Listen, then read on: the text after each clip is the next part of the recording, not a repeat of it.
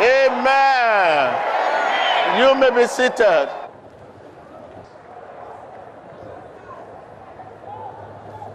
Thank you. Thank you.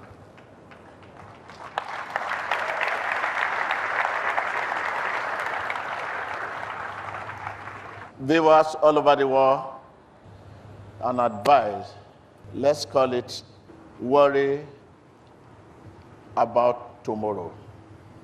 I mean worry about future. The book of John 14, let not your heart be troubled.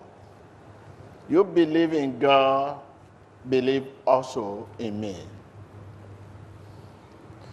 Verse 2, in my Father's house are many mansions. If it were not so, I would have told you, I go to prepare a place for you. Are you there? I go to prepare a place for you. Let's go to verse 6. Jesus said to him, that is Thomas, I'm the way, the truth, and the life. No one comes to the Father except through who? Except through him. Jesus begins by saying, let not your heart be what? Another way to translate that word, troubled, will be agitated, disturbed, thrown into confusion. No matter what is happening around you, don't be agitated and stressed out and thrown into confusion. The law is not saying in that text that we lack reason to be troubled. What he is really saying is that there is a greater reason not to be what? Not to be troubled. That is what he's saying. And what are the reasons? Whatever you are facing as a Christian, it may be to stop you a while in order to prepare you for the greater challenges. No matter the situation you are facing, could be sickness, could be poverty, could be hardship, just name any foolish thing you are facing at this time. As a Christian, it may be to stop you a while in order to preserve you, in order to reform you, in order to keep you for a new level. That is greater reason not to be what? Not to be troubled. We can all acknowledge that life is filled with trouble. We can all acknowledge. As a Christian, look through your immediate surrounding. What you see, economic oppression, physical oppression, religious oppression, moral oppression, demonic oppression. This is why the book of Job 5 verse 7 says, man is born to trouble. From the moment you leave your mother's womb, you encounter trouble. Life begins with a doctor's slap on our backside.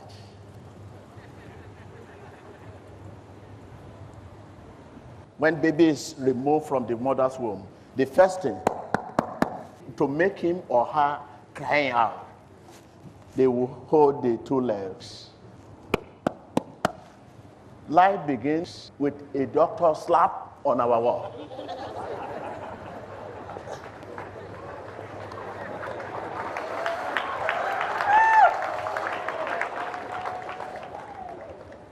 From the moment you leave your mother's womb, they will get your two legs to know whether you are alive or not. I'm alive! I'm alive!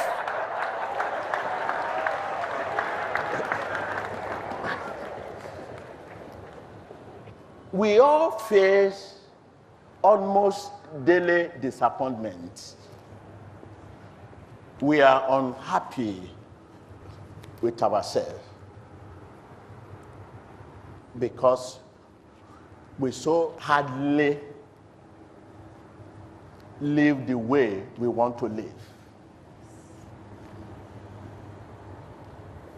We want to be strong, but we find ourselves weak. We want to be courageous, but we feel overcome by fear. Many fear exists. Fear of sickness, fear of failure, fear of false accusation, rejection. Fear, fear, fear, fear, fear, fear, fear. We want to be courageous, but we feel overcome by fear. We want to be successful, but we fail repeatedly. We want to be loved, but people seem indifferent to us. But don't forget, my brother, the better a man is, the worse he is thought of by his rivals. Tell your neighbor, the better a man is, the worse he is thought of by his rivals. The cause of envy is everything good. Everything good in you is the cause of envy, and the effect and results. The consequence of envy is everything bad.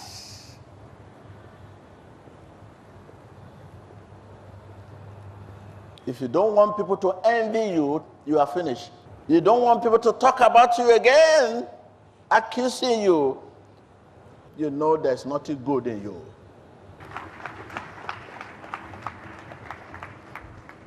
The better a man is, the worse he is thought of by his rivals.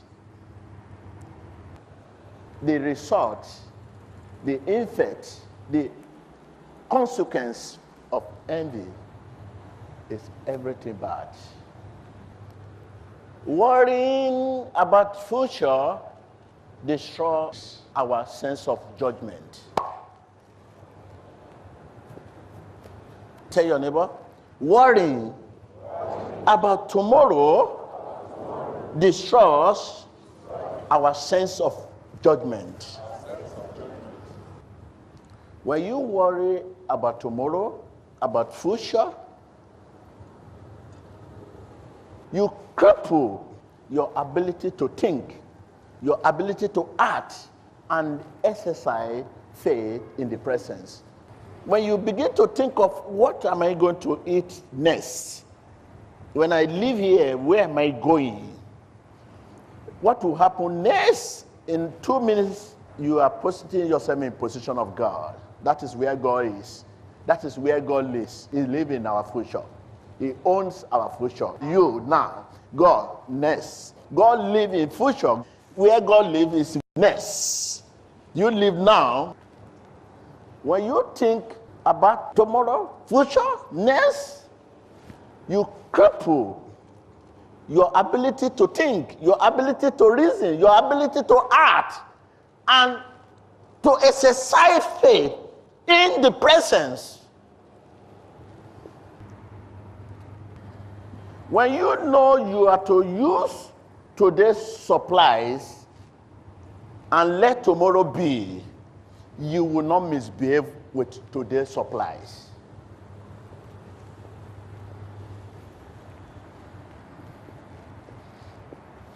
When you know you are to use today's supply and let tomorrow be, you will not misbehave with today's supplies. We misbehave with today's supply. That is the cause of killing, stealing, and destruction.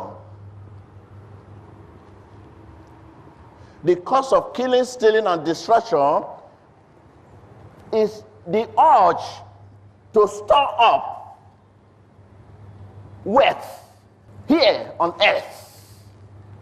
That is the cause of killing. Lying against your fellow brother, insincerity, that is the cause. If you depend on today's supply alone, you have no reason to damage your colleague. Anxious about tomorrow is the cause of corruption today. When we are anxious about tomorrow, you will not be able to differentiate between God's supplies and Satan's bait. That is, anxious of whatness, what to eatness. What to eatness. When Satan now brings food, you will not know the difference between that food of Satan and God's. You just need food. Remember what Jesus said to Satan? He said, "It is true I'm hungry, but I'm not desperate." They said to Satan, "It is true, I'm hungry, but I'm not desperate." When Satan said, "I will give you this, he said, "Okay, you will give me, but it is true, I'm hungry, but I'm not desperate. I'm not anxious. Go to hell with your food."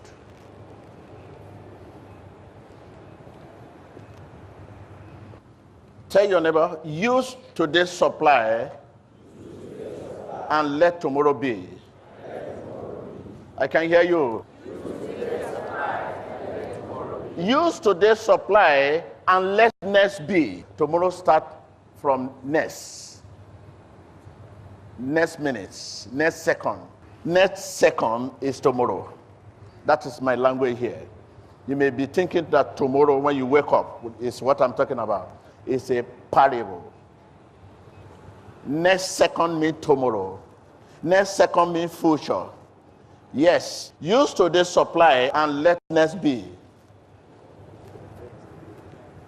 If you live by this principle, the spirit of killing, stealing, and destruction, envious, jealousy, I want to be like TB Joshua, TB Joshua, I want to be like you. You are what God says you are. But because you are not dependent on today's supply and let tomorrow be, this makes you to begin to compare yourself. That man, I want to be like him. Okay, do you know when this man is leaving this world? I want to be like that woman. Do you know when this woman is leaving? Okay, if you say I want to be like this man, okay, I want to die when this man dies.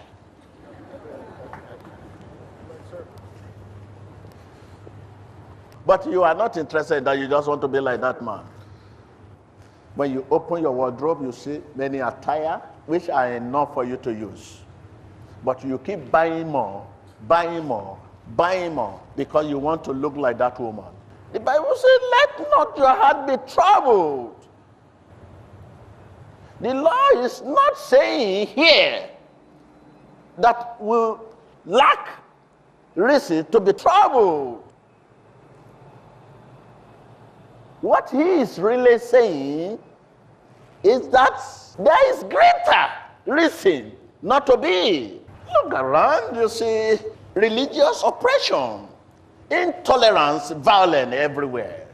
Are you talking of moral oppression? Corruption in high places. If you are a follower of him, a believer, you will use today supplies and let tomorrow be. Let next be. Today's trouble is enough for today. God is aware of our challenges, and he prepares us for each day's challenges. Ministers of God all over the world, God actually prepares us and gives us the weapon. If we depend on today's supply and let tomorrow be, the grace of God will continue. Let me give you a good example. Many churches by now supposed not to have branches. As a result of branches, actually led to trouble in churches today.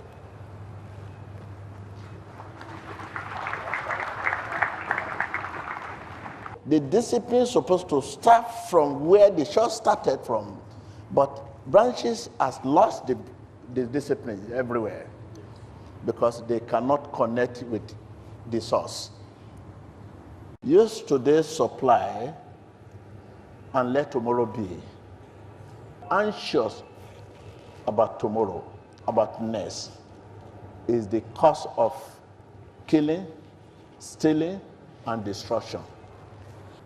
Jesus tells us in that John 14, there are troubles in the world, but don't be worried.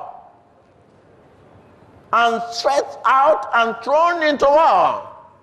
To confusion. Though there is a reason to be troubled, there is a greater reason not to be. Because he said, believe in my Father and believe in me. Whatever situation you are facing will only prepare you for extraordinary service. Whatever situation you are facing will only stop you a while and preserve you for the future.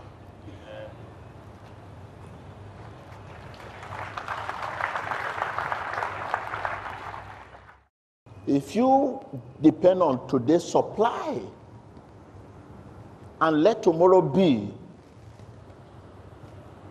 no matter the difficulty, no matter the situation, you with God are majority.